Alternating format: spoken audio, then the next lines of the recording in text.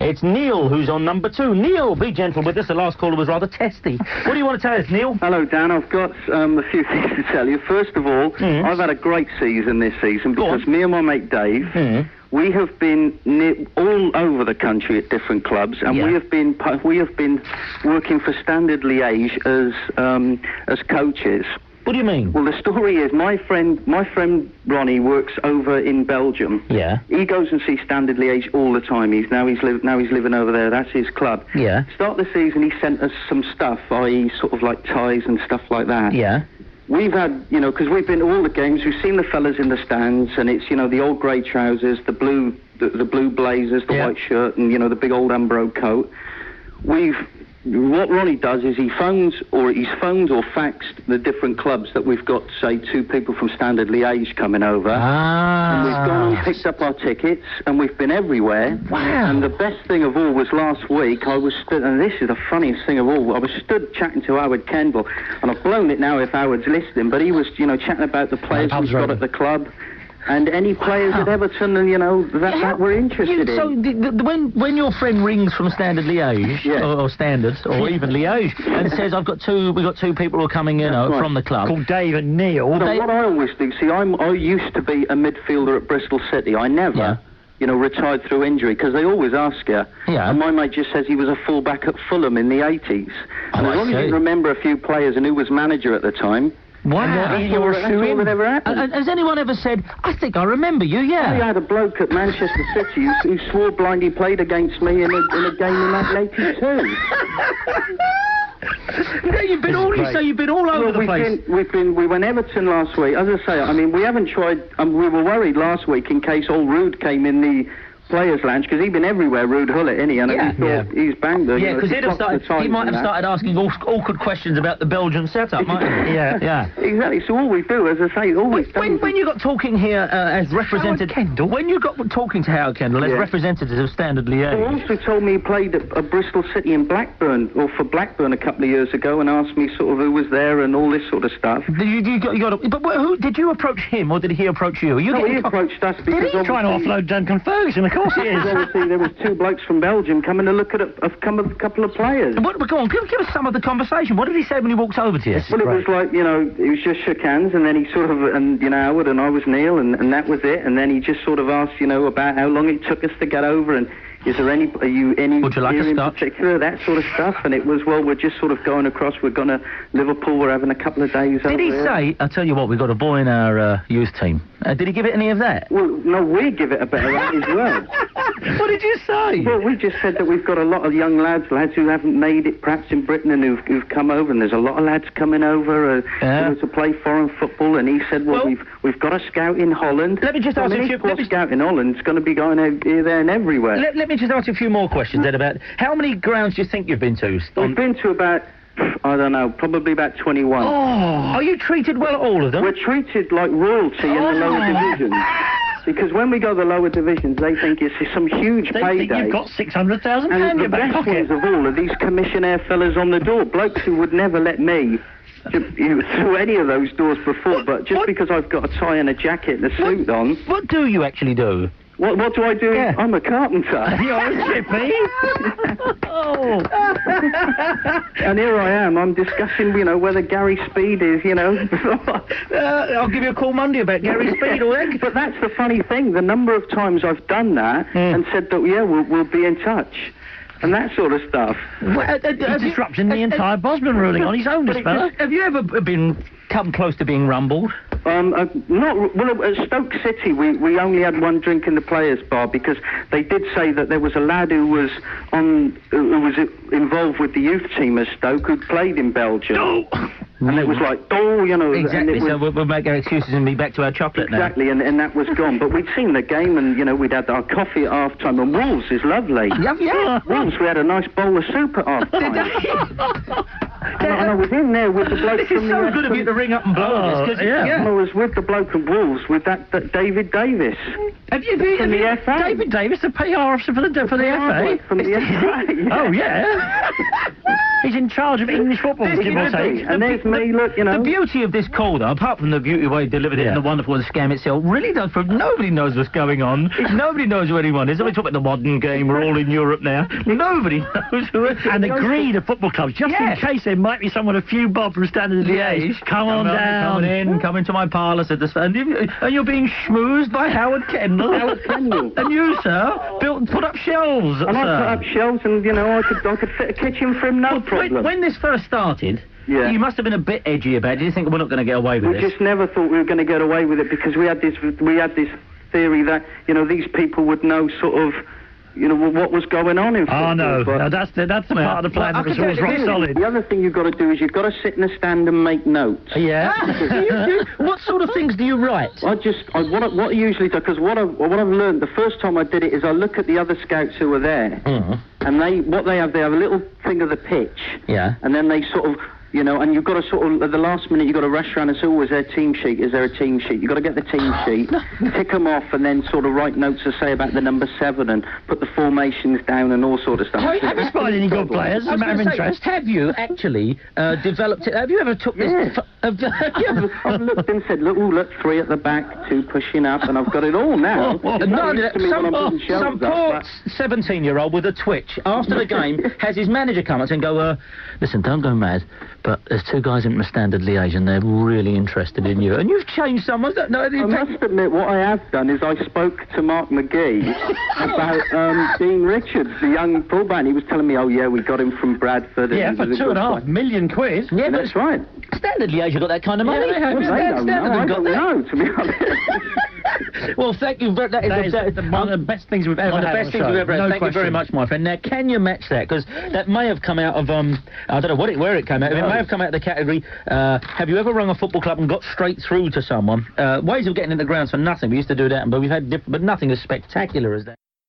And now this fella, give us the gist of this. This fella is Michael Lineker. He lives in Oxford, though he's actually a resident born in Leicester, he says. We never got any calls when I wanted people to ring us in if your name sounds a bit like a footballer's name. Now, his is Michael, but his second name is? Lineker. Lineker. Yes. That would be great. If his name is Gary Lineker, I would have liked that. We wanted to do a whole team of people who could be listeners whose names sound a bit like Gary has made a career, by the look at this huge dossier I've got in front of me, of every time a team is short of a manager, he applies for the job. And he sent us the copies of the letters, but bless him, he's also sent us photocopies of the actual reply with the clubs with, of course, their ridiculous type heads, mastheads. That's Leicester City there. There's an example.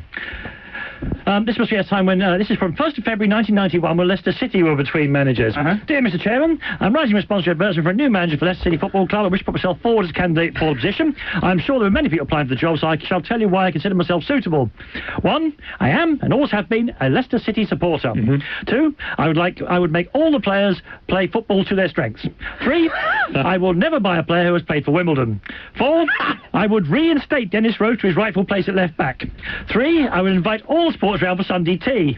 6, I will make all the team grow Peter Rodriguez type moustaches. By now they're starting to say. 7, I would make all the team wear white tights on cold days. 8, I would install the highest training standards. For example, they would have to dribble like Lenny Glover, head like Rodney Fern, shoot like John Samuels, captain like Keith Weller, score like Gary Lineker, dive like Peter Shilton and Paul Reed, tangle like Larry May, and shag like Frank Worthington. As you can tell, I'm serious about the job, and I hope that you will put me on the shortlist. If you need to interview me, then I'll be available if given suitable warning. I look forward to hearing from you. Up the Blues. Response, Leicester City Football Club, 4th of February 1991. Dear Mr Lineker, I am writing to acknowledge receipt of your application for position of manager of Leicester City Football Club. We have made a club policy that only those with football league experience will be considered. So I hope you will understand that we will not be taking your application any further. That put in the ad. Many thanks for your interest in the club. Yours sincerely, Martin F. George, Chairman. They didn't put that in the ad, though, did they?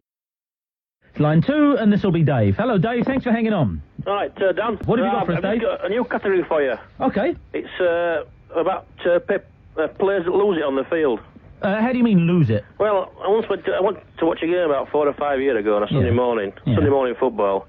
And goalkeeper put ball down, took a dead ball kick, and he ran past the ball. Yeah. Ran up to it, ran past the ball, got to halfway line, turned round and then announced to his teammates that he was going to be new centre forward. He told them there and then there'd been a... Now, well, they couldn't get him off the field. Let's get this back. It was ordinary goal kick until the point he actually he went straight past the ball. He went straight past the ball to halfway line. I'm playing out, and he told him he was centre forward. He told him he was centre forward. Manager said, "No, not again." And they couldn't get him off the field. So what they finished up doing was, they said to the referee, "Blow for time." They all went into the changing room. They locked him in the shower room. Did they? And they came back out and finished game. Oh, this is our Broadmoor on tour call. You could hear him shouting in the changing room. But apparently, weeks before I won this game, after game had finished and having a shower, he came out, put his kit back on and ran back up field. Complete lunatic. You don't know who this club is, do you? Yeah, well, they're all known in Bradford now, Stanley Road. And they're called Stanley Road? Yeah. Well, and they have a goalkeeper who's unstable. Oh, he's mental. He's a complete lunatic. And they had to lock him in there to call halt to the game, lock him away, and not for the first time. No, they came back up field, finished the game, and you could hear him shouting and bowling and locked him in. Oh, that is a superb call, my friend. Thank you very much indeed. From players who lose it to the proper title, mental people. That's so Broadmoor on tour. So we've heard these calls about people who've gone into Broadmoor to play games. That's when Broadmoor comes out and plays with you. And please keep all the letters about Broadmoor. We know the reality, but we've got a cartoon Broadmoor in mind. Anyway, I think we're virtually out of time, but we've got to do Trevor Steele stuff. Yes, we have. If you missed the answer to the competition, the second most popular shirt in town after he rounds is Manchester United's. Now, Dan, you have got some Trevor Steele stuff, haven't you? Yeah. Don't forget, coming straight up as well is Argentina and Japan. Go on. 2 Trevor Steele's things. Danny's, last week you raised the question, what if World War II was decided by a penalty shootout? The result? England would have won. Why? Because Germany's captain, Adolf, would have Hitler bar. So, the oil-rich Saudis are... Hang on. What we usually do is try to let him twist slowly in the wind, because he is the worst scriptwriter in the world, our friend Trevor Steele. But that was particularly lame. Wait for it. Oh, no! So, the oil-rich Saudis are out of the World Cup. Just a minute, Dan. I'm sorry to interrupt the flow, and I don't normally do this. This is probably costing like £1 million to send us out to Lyon and get the line back and everything else, and we're still doing the same old trash. Anyway, go on. Do you want me to stop? Yeah, no, go on. So the oil-rich Saudis are out of the World Cup. This raises the following question for their last game. Deep breath, Danny. You've got to go through with it, man. Will they be pumped up and give a 5-star performance? Or will they resort to crude tactics if they tackle from behind? Will the ref's notebook remain unleaded? Or will he dare a red card? Oh, very good. Very good. Capped that one, he says. Very good. Now I suspect that... No, I'm disallowing that. That's actually usable. That's actually usable. No. Anyway, that's usable. I'll give it to you for your Times column then. Bung someone through there. There's a line 1. Thanks for joining us, Paul. Thanks for hanging on during Trevor's spot. Yeah. Trevor, what do you want to tell us? Paul, is it Paul? Hello. Yeah, Paul, hello. Paul, what do you want to tell us? It's a story about mean footballers. Mean footballer, always good. And the great thing to do is, if ever you've, remember an old category, ring us up and remind us, because we forget. What one? Mean footballers, Miss Astle. Really? Oh, yeah. Jeff, Mr. Uncle Fun, I am got a good sense of humour, mean. Really? And his wife. Okay, yeah, okay. Mrs. I've got an Uncle Fun, Mr. Humour, blah, blah, blah. What is it? About 3 Wednesdays ago, we sponsored a West Bromwich Albion home game. One of the guys we worked with in the city, he was 50 years old. You sponsored it? Yeah, he's been a lifelong West Brom fan, so we sponsored the match. Before you carry on, how far in advance do you have to get into a club's ribs to sponsor a game? It was a guy who booked it all up, so I couldn't tell. I wouldn't talk very long for a game like that. Anyway, we phoned up. For a surprise for the geezer who's 50 it was, we phoned up and asked if West Brom could get in touch with Jeff Astle and asked him to join us on our table for the evening. Okay. Which West Brom said, they were fine, on one condition, Jeff Astle could bring his wife along. Okay, yeah. So we thought, well, there's no problem with that. There was 10 fellas. Yeah. So he come and joined us at the table. We was trying to talk to him, and all through the meal, he was just eating and eating and eating, ordering more food. He hardly say a word to us all the time. Mrs Astle ate a phenomenal amount of food. They just were straight at the trough and not looking up? That's right. Like, any more pie? They was asking things like that. Any more pie? Really? Not the actual phrase, surely. So, yeah, have you finished with that on your plate there and stuff like that? No. Yeah, so then, you know what they do, these grounds, they come round with raffle tickets. So we've had, I think our table had about £100 worth of tickets that we gave to Mrs Astle to look after. No, don't go down this road, surely not. Go on. No. Yeah, I'm afraid so. No.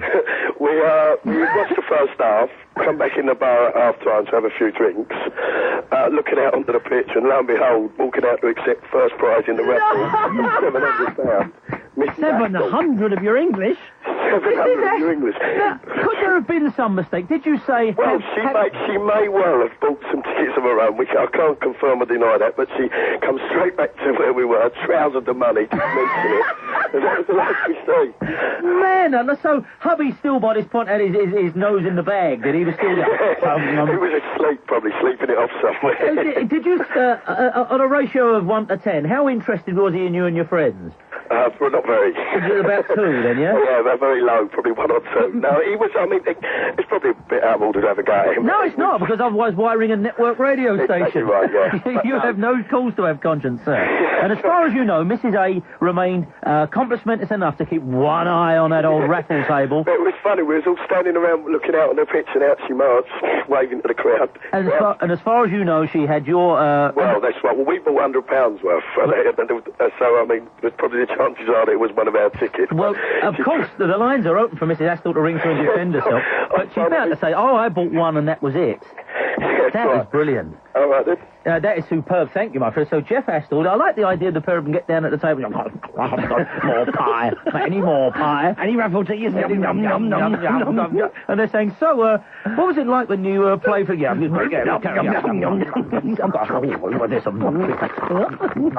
And so when did you actually go up to them? What about that shot you missed against Brazil, Jeff? Sleepless nights. Never over it. Pass the gravy, will you? Any more biscuits? Jeff Astle. Wow. So, all right, greedy old footballers. It's the Jeff and Mrs Astle trophy. Jeff and Mrs Astle trophy now. Footballers you've really seen tucking in. Really seen getting... Trenchermen. And Trencher ladies. Stout yeomen and yo ladies. Yo ladies. All the ladies in the house. Wow, I can't imagine there's anyone greedier than the Astles there. I don't know. I mean, I say that affectionately if they're listening. So, he just turned up. Listen, love, these people want us to sit at their table, so don't do any cooking for the previous 3 days. We'll make up for it when we get there. Let's hope there's pie, Jeff. Oh, there's, and that is the phrase, any more pie. It's Joanne. Joanne, I apologise. Joanne, here we are, Joanne. Hello, Danny. Hello, Joanne. A bit of an update from last week for you. Hang on, I can feel my great big balloon being pricked now. Suddenly I don't remember the game at all. Joanne. Lovely Joanne. Joanne, bring everyone up to speed. Why on earth we've suddenly, the cloud has lifted, the rainbows around her shoulder and the hat's on the side of her head. Okay. Who are you, Joanne? Go on. Well, I was a barmaid at a Premiership club, and I rang in and told you last week that I went out with, polite term, 3 players and a manager. You had it off with them, didn't you? I did, yeah. Well done, lady. We're all grown-ups here. Yeah. St. Glenn never gives us... anyway, so yeah, you were a barmaid at a well-known Premier League... Yeah. That we know. Yes. And we're not allowed to broadcast, we're not going to. Okay. And so you went out with... Who? Yes. Well, 3 players and a manager. And a manager? Yeah. Okay. Well, it seems that one of the people on my list was listening to the show last week. Really? Yes. And he's got back in touch. Really? Yes. In a positive way, in a nice way? Yes, I was just grateful that he'd remembered. Oh, I bet he... But no, how can you put yourself down like this? It was, one afternoon in a hotel down from the club, and he was drunk, and... Yeah, well, okay, but even so, it doesn't matter. Well, that's training for you, isn't it? Of course a footballer's going to remember, and of course as you rung up, he thought... What about I've got a number? I ring up. Hello, John. No, you'd never number. You just rang one of the other players. Well, actually, he had to go to a lot of trouble to get my number because he rang the club that we both used to work at and spoke to a friend of mine who knew about it. Yeah.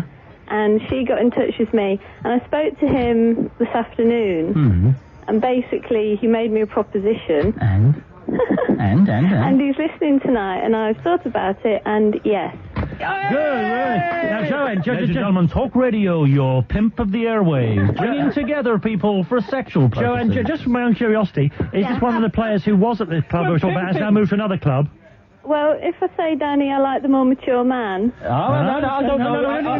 You don't need all that. Tell me just tell me that is he at the same club now, or has he moved on? He's moved on. Okay, now, you know it is, I don't. But, Joanne, all I'm saying here is, I mean, I don't know what the regulations are about radio shows bringing together listeners for sexual purposes, but you're going to meet up in the week, will you?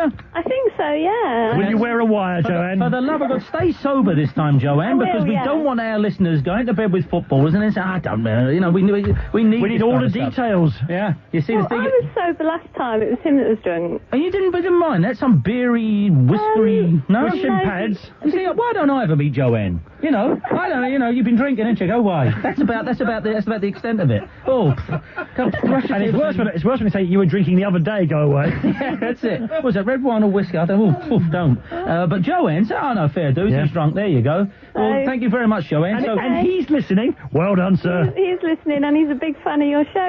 Thank you very much indeed. So, I'll be... Glenn Hoddle is too, I understand. Yeah, I understand. Maybe that's what he needs. Maybe that's what Glenn needs. I know he's had his own troubles in that direction, but maybe... that happens to the best of people, Danny. Maybe he needs someone to, you know, literally his brains out, and he'll suddenly go, I don't know what's the matter with me. He'll grow a full and luxurious beard and be one of the chaps. Yeah, and he'll ring it. Listen, John, this thing with you being on the bench with England, this is not working out. You'll have to go. He'll sober up and he'll go straight round to John and say, John, I'm sorry about this. I seem to have been in the wilderness for 2 years. What do you do again? No, John. Eileen, it's Glenn. There's been a change of plan, Eileen. Yeah, I know, yeah. I've decided to get a fitness trainer in. That's it. Be straight there with your call, but then the letter from inside. We've had a policeman on earlier, now we have people from the prison. Do you remember last week what the story was? Do you want to reiterate last week, well, all I remember, I did a very bad thing and started saying, what are you going to do about it? You're in there and we're all out here. Well, hey, not only that, the pubs are open, it's great, we walk around. Look, we look out this window here, there's fabulous-looking women on Oxford Street walking up and down.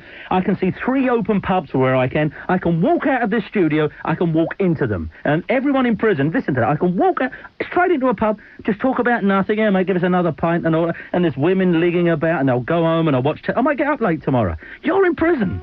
You're in prison. I just can't... I mean, you know, I'm sure you'll come up to us one day and say, "Oi, I really didn't like that," but it's a fact. And you might have Mark Dennis with you as well. Mark Dennis might be... I'm just saying, it's a fact, and I don't want to rub it in. No, I've changed my mind. Actually, I want to rub it in. There, go on. So we had our 2 fellas wrote to us, one called Teddy Charles and the other is called Charlie Boy. Yeah. And they wrote to us and to tell us a long, rather sad story about how they had sent, when they were so bored, when Spurs signed Ginola and Les Ferdinand, they had cut out the heads of these footballers. Oh, that's right, of course. Stuck them onto pictures of other Spurs players, sent them to David and to Les, and then told everybody in their wing, hard not to support other teams, that they were going to get Spurs kits and Spurs autographs and all the rest of it. Nothing. Everyone said, no, you won't. So they started betting people in prison money, which is 30 pence a unit, because that's how much a Mars bar costs. Yep. And as they only make £2.50 a week, they've now got themselves into a lot of debt and a lot of trouble. Yeah. This week's letter comes once again. I like as well that Teddy, who does the most of the writing, Charlie Boy... They share a letter, don't they? Yeah. Because they've only got one stamp, you see. Yeah. You see, that's another thing. We could leave here now, and I mean, I've got, I've got 450 pences in my pocket. I could leave here now, and this is for everyone in prison. I can leave here now and buy as many stamps as I want. Just, you know, stamps. And a Mars bar. I can Mars bars, but the stamps thing, I mean, I know you've only got one... They probably haven't even tasted Fuse, a lot of these fellas. They Fuse. What a great chocolate bar it is. New Fuse. I'm saying, usurp the currency. We've got new 50 pences here on the outside, change from the Mars to the Fuse. Yeah, go on. One thing I have to point out to you now is that this letter comes with a very crude rubber stamp that says, "The Governor, HMP Wandsworth." And they put a little arrow here saying, "That's our sponsor." And also, next to the words "the Governor," they've written "not Paul Ince." so they get that stamp on the letter before it gets sent. Yeah. All right. You have to read it, doesn't he? Of course, they have to read it. Yeah. Anyway, there are 2 things about this letter that I want you to know. First of all, I will do the survey they've done, and secondly, I will do the story of how we on this show may have saved them from getting to have to confront Mr. Big in the showers. Okay, good. Go okay. First of all, it's in South London, for those of you who don't know where Wandsworth is, and so by definition, there will be a London bias in their survey of who the hard nuts on their wing. This is, unless you know differently, these people inside are saying, we've done a survey, these, in a typical prison, Wandsworth prison, is who supports who. Now, incredibly, 50% of the inmates that they surveyed support Millwall. And this is not... This is, this is very actually in the letter. Half of the people in there are Millwall, and that's why we've only got gates of like 2,000 or 3,000. If they played in Wandsworth, they'd be full house. If this been during the French Revolution, when the Bastille got stormed, we'd had a full house. Yeah. We'd had a full house. We've stormed the Bastille. 20% of what he describes as yids, I presume he means Tottenham supporters. Yeah. 10% Chelsea. Now, a very miserable 8% Arsenal fans. Yeah. 4% QPR, which I don't believe. There can't be 4%. QPR wouldn't have any criminal supporters. Or all... 2% Leyton Orient. You forget they're on Leyton Orient. No, 2% Fulham. 1.5% Brentford. Yeah. This is a very good thing, isn't it? 1% Wimbledon. This man must be an accountant who just went to nick for embezzling or something. Then he said one man, we're down to a small percentage, 0.5% support. He responds to the thing by saying, I support my dog. And 1% Charlton. So let's put the dog thing down as a spoiled paper. Yeah, they're spoiled papers. And West Ham, he says, no %. No, West Ham. Well, Wandsworth, if you have West Ham support, you beg and plead with the judge. You say, Your Honour, don't send me south. And then he says, beware of the bow flyover, Dan. So I think they must go to... No West Ham, see, no West Ham support. They say they talk a good fight to West Ham supporters. There's none in Nick. He walk in a Nick. There's none in there. The letter then goes on to a lot of abuse of David Mellor. And then... Right, and now here comes the story of what happened. We read out their letter last week, and it was brilliant. Now they're in deep, deep trouble, and people are coming to get... Because they've made all these bets they can't pay off. Unless they can get the Spurs fans. Now, they didn't hear the show last week. Oh! Now, they didn't hear the show because they are now desperately trying to pay off their bets, so he's got no money for batteries for his radio. Man! He can't hear the show. Can we send batteries into prison? Well, let's not do that. He said, I have started to pay off my debts. So far, I paid off 2 Mars bars, a half ounce of tobacco, and I missed the last show. This is pure Fletcher. Yeah, oh yeah. However, he wanted to send us a tape of the show, but he said, I didn't realise it had gone on. He says, I went for breakfast on Sunday morning. I sensed all eyes were on me. I thought this was because I still owe them so much money. The Millwall lot, who I've not yet paid, came over to me, and I thought, oh dear. Yeah. I thought, here we go. But Lion Dicky Boy... man. Said, you... And then there's a word with a lot of F's in it. Yeah. And you and so-and-so, you were on the 2 Dans last night. Wow. I said, go away. Then everybody in the landing gave us a round of applause. It's the Italian job. When no cow walks down the stairs. It's the and he's written here, few, reprieve, apparently we're off the hook. And what's the way? And then he does, yes, apparently off the hook. The last 2 words, few, the thing is, what's he called him? Lion, what's he, I can't make it right. Lion Boy Dicky. Lion Boy Dicky up there, Lion Boy Dicky. I could take him any time and show him I'm the governor. You wait till I see him again. I'm going to belt the daylights out of him. I don't know why he wrote that on there. That's ungrateful. That's very ungrateful, isn't it? Lion Boy Dicky, the next time I see you, it says here, I'm really going to turn you over. If he'd have come, I'd have shown him who's the governor, etc., etc. Lion Boy Dicky, it's a joke. Leave him alone. He's one of ours. He's our official inside correspondent. My friend, in your own time here... According to the sponsors, are today's Division 3 results. Right, the only one I haven't got is Cambridge, right? So I just have to say Cambridge. Oh, no, don't have. Then say Bradshaw's snack box for Cambridge, because that's a great one. Right, okay. Nationwide League, Division 3. The Printing Company 3, South Wales Echo 1. Bradshaw's Snack Box 1, Semtex 1. Semtex? Yes, I've seen that. I know what it is. Carry on. Corbett's 1, Yorkshire Coast Radio 0. Yorkshire? No, not Yorkshire Radio. No. Not South Yorkshire Radio. No. It's the Yorkshire Coast Radio. No interior radio at all. Just the coast. Well, there's Grimsby for you. Anyway, go on. Soccer Dome 1, Strong Arm 2. Olympic Sports 0, General Municipal Boilermakers Union 0. No, who is that? That's Fulham. It's not. They're the GMB. Boilermakers Union. Oh, wow. When Labour get elected, Fulham will run things. Well, I'm sorry, because somebody said that was the local women's institute bed makers. So wasn't it something like that? You said it was the goddamn mother bunkers, didn't you? Something like that. I don't know what it was. Go on, carry on, my friend. Anyway. Sun Valley Foods 1, Mod Deck Windows 1. Yeah. IBC Limited 3, Acclaim 2. Lincolnshire Echo 2, Pleasure Island 0.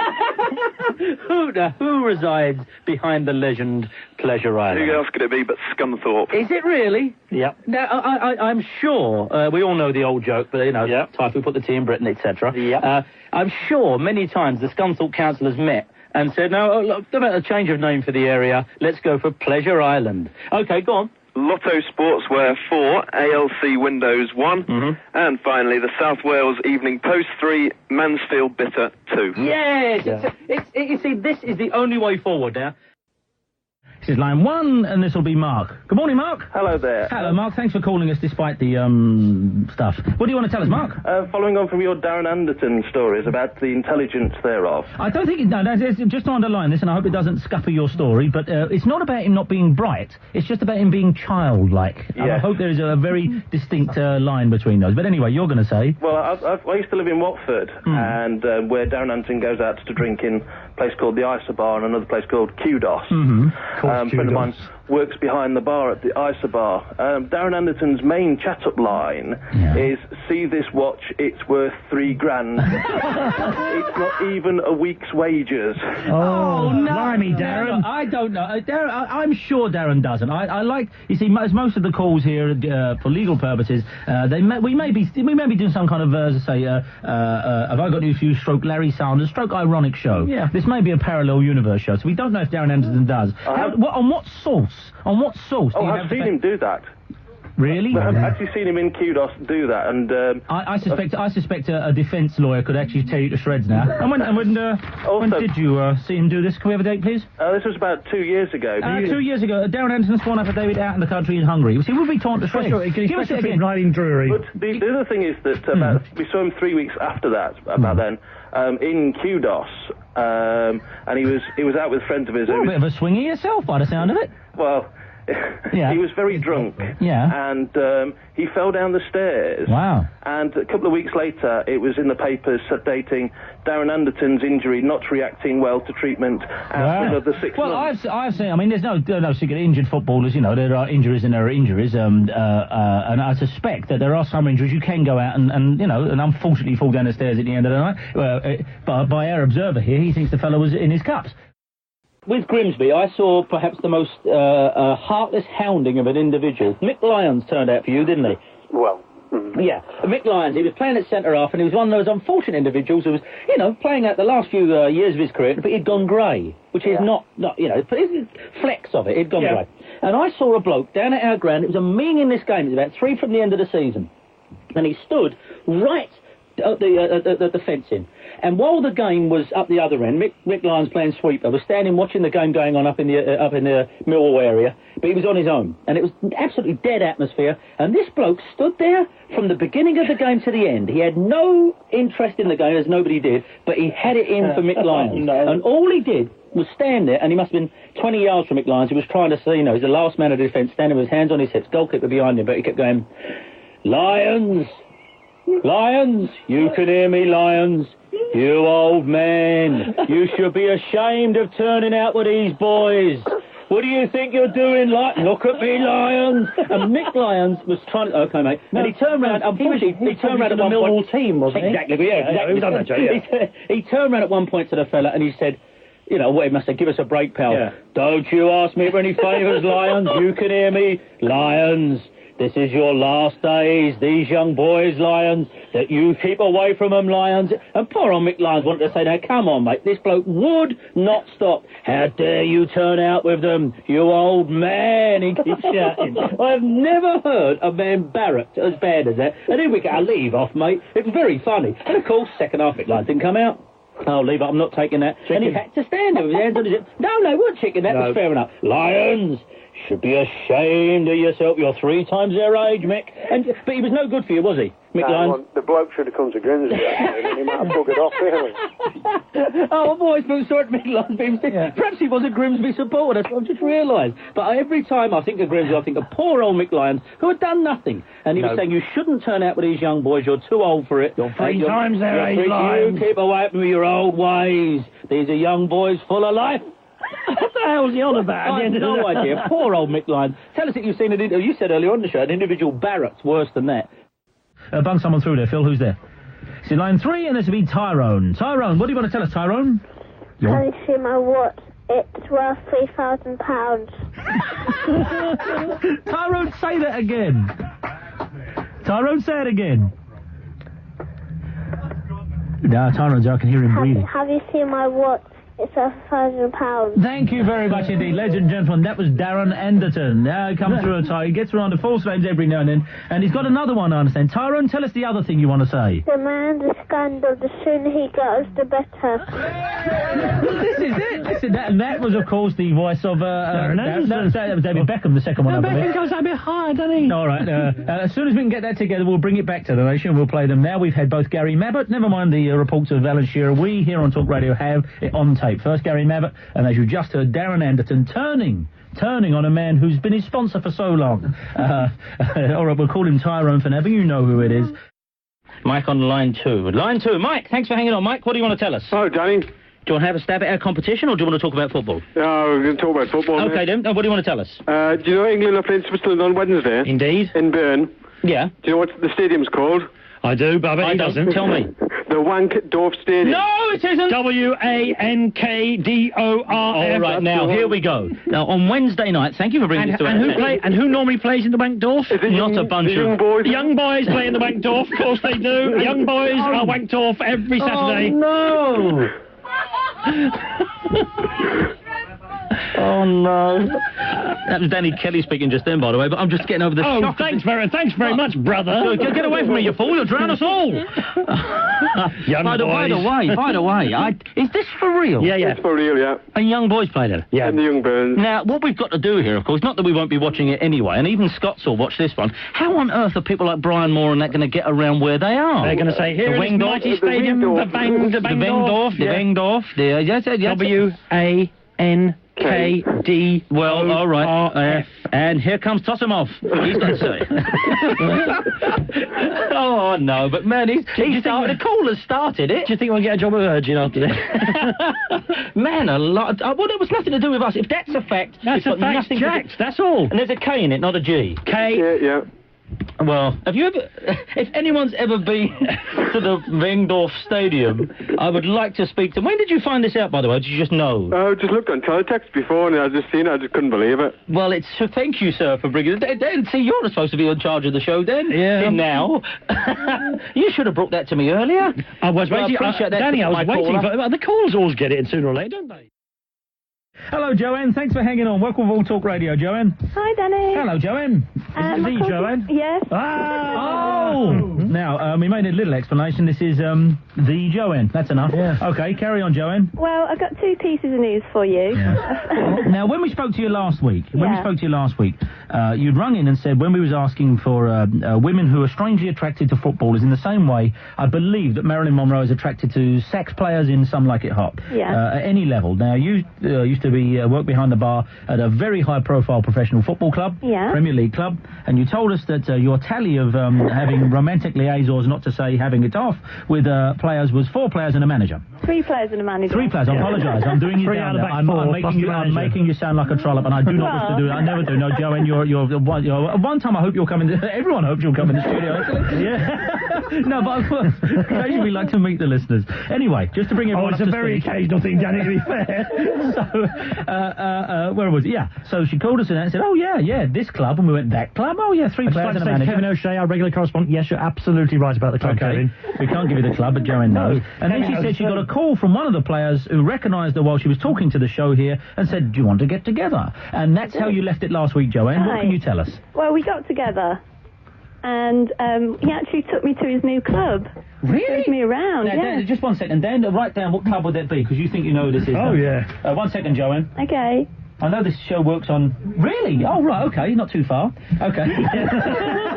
That's right. Yeah. It's only a car ride, isn't it? Well done, Sherlock. Okay, and... Well, we went down when it was pretty late, about midnight. And he showed me around the club. Yeah. And he showed you around at midnight? One of the most famous clubs in Britain at midnight? Yeah, it was great. Good for you. I like you a lot, Joanne. Yeah. And, it happened there.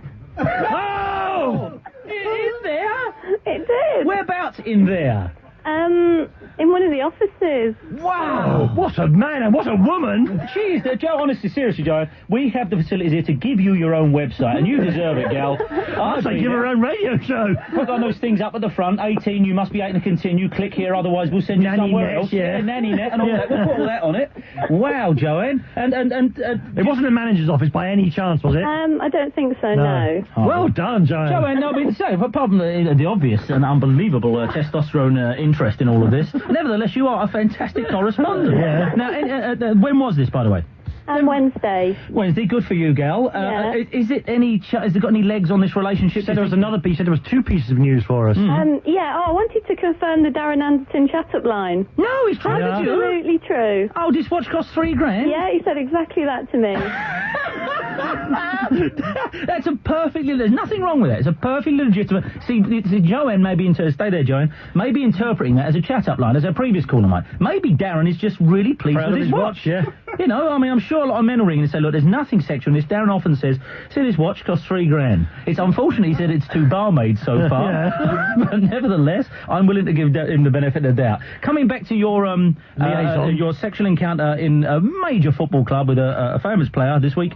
Oh, no, she's gone. Oh, I do apologise. Well, you'll get her back, don't worry. All I want to know Rather like our friend the fullback has got her back. We'll call her again next week. The same time next week we'll hear who Joanne's, more of Joanne's football focus. because people say to her, I'm in football, will you focus? Dan, what is this letter from a dear friend who once told us that she went out with a very famous Tottenham player who didn't do joined-up writing? Yeah. Okay, it says 2 pages only. It says it's all spun gold.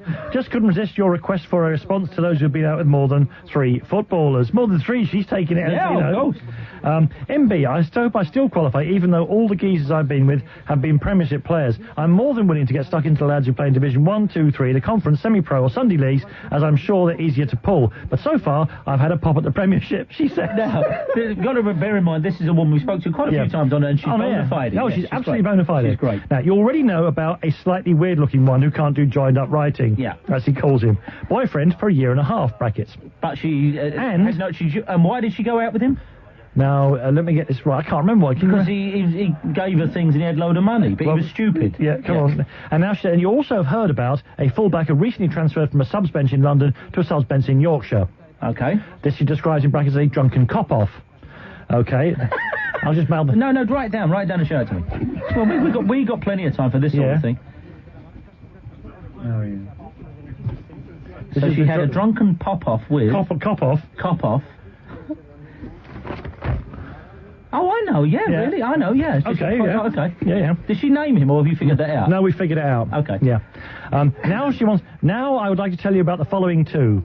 Number 3, a short blonde striker currently on loan from his Premiership club. And number 4, a short dark striker currently playing rubbish for his Premiership club. And she's had all of them? Yes, she has. Both of whom I met in the creation. She met them the same night, and indeed... had done the same night. I met them in the hospitality area of an Oasis concert. Both of whom lunched at me drunkenly, one before the gig, one after. And being a bit for worse for the bevies myself, I didn't have the heart to fight them off. She's a game old girl getting into the hospitality tent at the Oasis. And she didn't, the phrase, I didn't have the heart to fight them off. Yeah, right, okay. All right, now she goes on to give us some details. I've dated 4, that is, short dark striker, currently playing rubbish for his Premiership club, on and off for a bit, but he's married. But 3, that's a short blonde striker currently on loan from his Premiership club, went back up north to languish in the reserves. Ha, she writes. Now, please note, in capital letters, please note, my best friend Gail gave Mark Steen the red card that night, and good luck to her. Oh, really? Oh, yes, that's very nice. Just only one knock back, yeah? Now, I've also had a very brief affair with 5. A very tall married centre-half, Northwest Premiership club. And I've been propositioned by most of the teammates of the one who can't do joined-up writing, but I hope and think they were just joking. Much love, a loyal fan. P.S. I'm not a slapper. I just like footballers. They've got stamina and nice cars. That's the test you said before. I know I've nothing but respect for this woman. Oh, yeah? Oh, of course, because, she's walking the full length of the counts before making her choice. She's living the high life, and she can't help it if footballers can barely write their name in the ground with a stick come up and say they're good. If there were... Imagine if women's volleyball were the national sport of this country. Beach volleyball, the national sport of this country, and there was all the money in it, and you or I would... yeah, right. Think about Adam, young Adam here. Was loose at an Oasis concert, and all these female volleyball girls... We'd be egging him on. Go on, Adam. Just from the court, still sweating from the court. Yeah, exactly. Glistening. So this is what... By the way, who's number 5? Write it down. Can't figure out number 5. We can't figure it out yet either. But it does say... What have we got? What have we got to go on? On the ground, her PPS is, I beat Joan on 2 counts, 5 is more than 3, and I've never even worked at a football club. Yeah, no, because Joanne had good access there, didn't she? She does, yeah. But with number 5, what do we know about number 5? He's very tall, married centre-half at a Northwestern Premiership club. Well, that narrows it down. Centre-half can be anything these days. All right, we'll take an advertising break and I'll work on this. Okay, I've got a guess here, yeah. Go on. Des, where are you, Des? Hi, I'm down in Cornwall, on the north coast of Cornwall. Is there such a magazine as Tasty News? North coast of Cornwall. Yeah. But I'm Philip Argyle's normal announcer. This is the man who started They didn't have a match today. Well, they had a match, but not at home park. Let me just introduce you to the countless listeners. This is how this all started, because somebody rang up and said, the Plymouth announcer, he's gone nuts. He's gone nuts. He's giving out teams only results half-time according to team sponsors. Now, I thought, I'm going to give you it again. Let me... You want to hear it? Yeah, hang on one second, Des. Hang on. I know 1 or 2 things about Des, because, of course, this is all set up behind your back, and like... You knew about this? Every show is a surprise birthday party for you, as you know. Okay, go on. Des, the reason why the line is so bad, Des, not only is he Britain's leading tannoy announcer, he doesn't have a telephone in his home. Wow. He does have a mobile phone, however, but it's so far down where he lives out in the wilds of West Country. There you go. He has to go to the top of this cliff. That's why it's so windy. Fantastic. He's on the top of a cliff reading us the football results in various styles. Well, I've got something for him afterwards. Here we go. Des, what are you going to do for us? I'll give you the League Division 2 scores. According to the sponsors. All right. Rebecca's Jewelers 3, Snackbox 2, Frisell Insurance 2, Wrexham Lager 1, Sanderson Computer Recruitment 3, Rotorlock 1, Bolden James 1, North Derbyshire Health 2, South London Press 0, Invicta FM 2, Yeah, I know. Sapper Limited 1, Ensley 1, Thomas Cook 0, Universal 1, Parkgate Retail World 0, Porter Cabin 2, Porter Cabins, they've came through, Glen House 0, Baxi 2, Robinson's Gas Bitter 2, Verco 1, Banks 1, Ericsson's 0, CTX Computer Products 0, Birthdays 0. Birthdays? Yeah, birthdays. What is birthdays? Well, they're Bury. No, but what is birthdays? I suppose it's a card firm that's Be a nightclub, won't it? Bury is the old birthdays. Oh, maybe being sponsored by a nightclub. I'm not what it'll be. I don't know. Well, listen, you're on top of a cliff, are you? Yes.